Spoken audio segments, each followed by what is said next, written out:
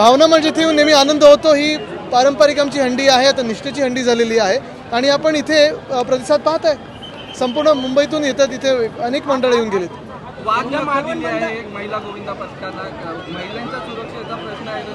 नक्कीच, कारण ह्या सरकारला ही राजवट जी आहे त्यांना महिलांबद्दल काही पडलेली नाही आहे। नुसतं काहीतरी फसवा योजना आणायच्या आणि महिलांना फसवायचं एवढंच चालू आहे आणि म्हणून सुरक्षित बहीण याच्यासाठी आज इथे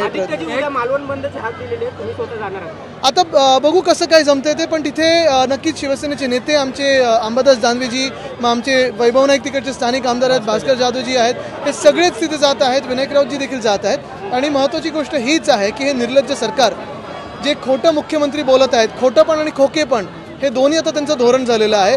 45 किलोमीटर पर आरची हवा होती आणि अमुक होतं तमुक होतं। हा आपटे नावाचा मुलगा कोण आहे, कोणाचा मित्र आहे, का कॉन्ट्रॅक्ट दिलं गेलं, जूनमध्ये डागडुजीसाठी पत्र नेव्हीने दिलं होतं हे खरं आहे का?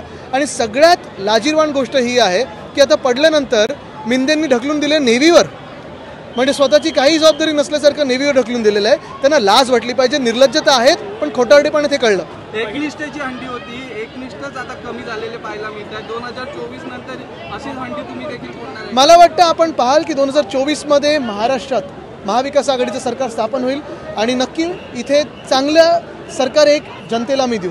महिला सुरक्षा बड़ा विषय है, मुख्यमंत्री कह रहे हैं कि फांसी की सजा होनी चाहिए। मला वाटतं त्यांनी खोटारडेपणा बंद करावा आणि दोन त्यांच्या मंत्रिमंडळात जे मंत्री होते त्यांची हकालपट्टी पहिली करावी। दोघंही काल एक निर्लज्ज मंत्री बोललेत की अशा सगळ्या घटना घडत असतात। वामन म्हात्रेवर कारवाई केली का? ज्यांनी पत्रकाराला विचारलं की तुझा रेप झालाय का? हा निर्लज्जपणा त्यांनी बंद करावा। गेली 12 वर्ष मुंबई गोवा हायवे पूर्ण झालेला नाही आणि काल मुख्यमंत्री स्वतः मुंबई गोवा हायवेची पाहणी करायला गेले। हेच तुम्हाला मागच्या वर्षी पण मलाच हेच व्हिडिओ मिळाले असतील।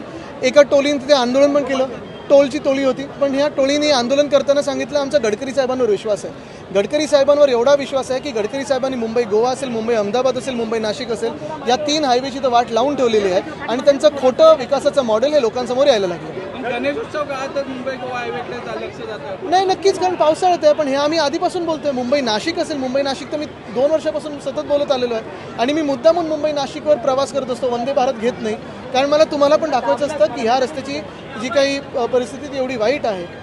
तर मला वाटतं हे गडकरी साहेबांनी उत्तर द्यावं, कारण ते आम्हाला यूट्यूबवर सांगत असतात की 5 मिनिटात 5 किलोमीटर बनवतात। आता इथे विकासाचं मॉडेल दाखवावं। लोकसभेची हंडी फुटली, विधानसभेची नाही, मी हंडी आणि ह्याची तुलना नाही करणार। हे वेगळं असतं, निवडणुका वेगळ्या असतात। प्रत्येक वेळी काही काही राजकीय नेते आता ही हंडी फोडू ती हंडी फोडू मग असं दाढी वगैरे खाजवतात, तसं आम्ही करत नाही। जी एमपीएससीच्या विद्यार्थ्यांची परीक्षा पुढे ढकलण्याची मागणी पूर्ण झाली आहे, पण कृषी विभागाचं बरोबर आहे, अद्याप काही एक्झॅक्टली, कारण कृषी विभागात जे मंत्री महोदय आहेत ते बदल्यांमध्येच व्यस्त झालेले आहेत आणि म्हणून ही जी काही GR तो निघायला पाहिजे होता तो निघालेला नाही आहे।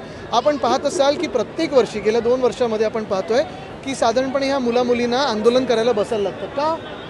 का हा आडमुठीपणा? आणि मग आयोगाला पण मी विचारतो, तुम्हाला जर काम जमत नसेल तर राजीनामा देणे, बाजूला व्हा, रिटायर तरी व्हा। नरिमन पॉईंट इथे एक भूखंड होता, तो मंत्री लोढा यांच्या संस्थेला देण्यात आलेला, वित्त विभागाचा विरोध असून सुद्धा असे भूखंड देण्यात येतात। ते सायन येथील भूखंड, हे सगळे भूखंड जे आहेत धारावीपासून सगळे हे जे भाजपच्या मित्रांना मिळत आहेत, आमचं सरकार आल्यानंतर आम्ही सगळे रद्द करणार आहोत, त्यांच्या सगळ्यांनी लक्षात ठेवा। वाढवण बंदराचा उद्घाटनासाठी पंतप्रधान 30 ऑगस्टला जे ते पुन्हा एकदा महाराष्ट्र दौऱ्यावर। वाढवण बंदराला स्थानिकांचा विरोध आहे, अनेक आंदोलनं झालेले, तरीही पुन्हा एकदा नाही, आता हे दौरे वाढत राहणार। पण आपल्याला आठवत असेल 2017 साली डॉक्टर बाबासाहेब आंबेडकरांचं स्मारक, आता भीती हीच आहे की पुतळा असाच काय बनवणार आहेत का?